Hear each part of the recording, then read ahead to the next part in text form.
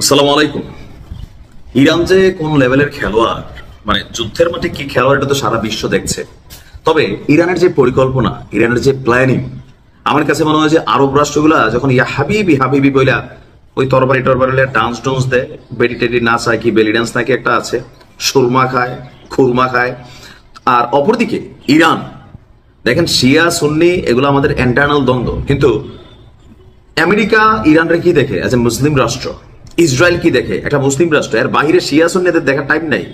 এখন এই মুসলিম রাষ্ট্র হিসেবে ইরান শক্তিশালী হচ্ছে, এটাই তাদের মাথা ব্যথা।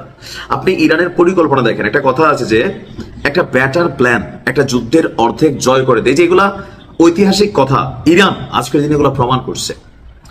আমরা দেখছি যে গেল 10 দিন যাবত যে যুদ্ধ চলছে, বিশেষ করে আমেরিকা হুট করে আইসা 14 দিন পরে সিদ্ধান্ত নিবে বলে ঠিক 48 ঘন্টার মধ্যে যেই 3টা ইরানের গুরুত্বপূর্ণ পারমাণবিক স্থাপনা সেখানে হামলা চালাইছে। ইরানের মূল যেই ইউরেনিয়াম, মূল যেটা মানে যেটা যে পারমাণবিকের ইকুইপমেন্টটা, এটা কিন্তু ইরান সরাই ফেলছিল, কোথাও কোনো লস হয় না। এখন আস্তে আস্তে এগুলো বের হচ্ছে।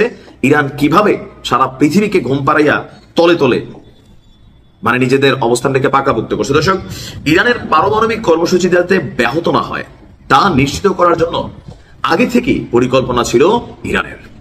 আমার কাছে অনেক সময় মনে হয় যে গাজার যে যুদ্ধ, সেই যুদ্ধের মধ্যে কেন আজকের দিন পর্যন্ত তাদের টানেলগুলোকে খুঁজে পাচ্ছে না বা শনাক্ত করতে পারতেছে না, কারণ তারা জানতো যে তাদেরকে শত্রুরা খোঁজ করবে, অলি গলিতে খোঁজ করবে।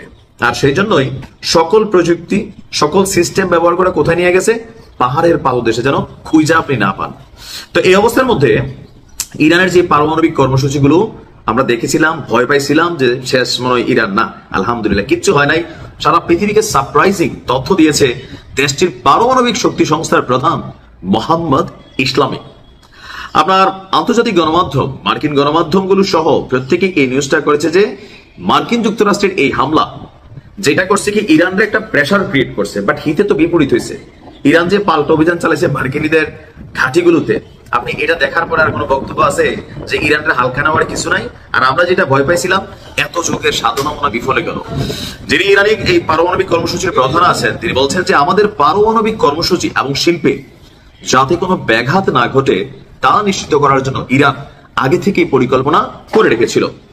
ধারণা করা হচ্ছিল যে আজকে যে যুদ্ধটা আমরা দেখছি এটা 10 বছর পরেও হইতে পারতো, 10 বছর আগেও হইতে পারতো। ওই পরিকল্পনা মাথায় রেখে ইরান প্ল্যান বি কাজ করে রাখছে। প্ল্যান বি কোনটা? ইরানের যে সিকিউরিটি লেয়ার, যেমন ধরেন আপনি একটা আলমিরা রাখছেন, আলমিরার মধ্যে আপনার কতগুলো টাকা আছে, তো কোনো পাগলও নাই যে আলমিরার ভিতরে প্রথম চাবিটার লকারটা খুললে টাকাগুলো দেখা যাবে। সিস্টেম কি, আলমিরার ভিতরে ছোট আরো মিনি পকেট আছে, ওই পকেটের ভিতরে এক্সট্রা সিকিউরিটির জন্য আরো পকেট আছে। আবার এখন দেখবেন আধুনিক সিস্টেম আসছে কি, আপনি দেখতেছেন নরমাল, কিন্তু না, এই পাটটা দেখতেছেন, পাটটার আবার নিচে দিয়ে চাবি দিয়ে খোলা যায়, মানে প্রযুক্তির ব্যবহার করা হচ্ছে। ইরান তদ্রুপ এরকম একাধিক সিকিউরিটি লেয়ার তৈরি করেছিল যে কখনো যে কোনো সময় যদি কোনো আক্রমণ আসে, তাহলে প্রথমে আসবে কি আলমিরার মূল বডিটাতে। আসলে কি করতে হবে, ভেতরের যে জিনিসগুলো আছে ওই বডির পিছনের অংশ দিয়া বাইপাস রোডে এটাকে আরেক জায়গায় নিয়ে যাওয়া হবে। আর এগুলো এত নিখুঁত ভাবে ইরান করছে। আজকের দিনে যখন আমরা সালেহি সাহেবের বক্তব্য শুনছি যে ইসরায়েল এবং যুক্তরাষ্ট্র যে পারমাণবিক স্থাপনা লক্ষ্য করে হামলা চালিয়েছে, ইরান জানতো তারা এমন কিছু ঘটাবে। আর এতেই আপনার তারা কিছু সরঞ্জাম এবং গুরুত্বপূর্ণ নথি, গবেষণাপত্রের স্থাপনাগুলো থেকে আপনার এই ইউরেনিয়ামকে, আরো যে জিনিসগুলো আছে সেগুলোকে সরিয়ে নিয়ে ফেলেছিল। সরিয়ে নিয়ে কোথায় রাখছে? একদম জায়গা মতো রাখছে। এটা ইরান ভালো জানে আর আল্লাহ জানে কোথায় রাখছে।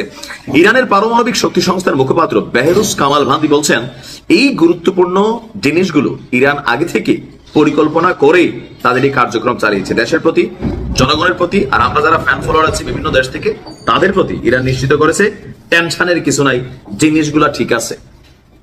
ইরান খেলছে, আরবদের শিখা উচিত কিভাবে খেলতে হয়।